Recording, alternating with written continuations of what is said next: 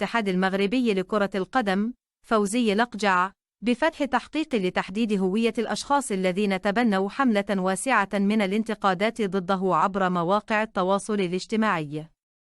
وساهم لقجع في نجاحات حققتها الكرة المغربية على جميع المستويات، حيث عمل على تطوير البنية التحتية الرياضية ورفع التنافسية في الدوري المحلي بجميع أقسامه، إضافة إلى تقديم دعم خاص للمنتخبات المغربية. كان من نتائجه وصول المنتخب المغربي لنصف نهائي كأس العالم في قطر 2022.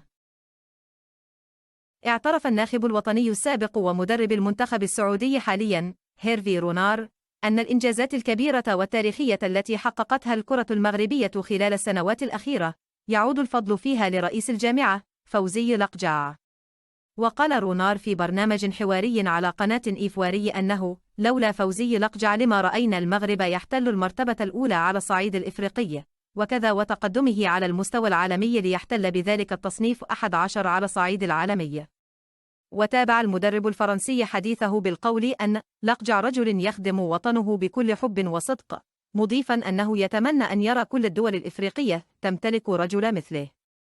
وأكد في ختام جوابه على سؤال الصحفي بخصوص الحملة الشرسة التي تعرض لها رئيس الجامعة من طرف بعض المحسوبين على جماهير الرجاء إنه من الداعمين لفوزي لقجع. وفي الأخير لا تنسوا الاشتراك في القناة ليصلكم كل جديد.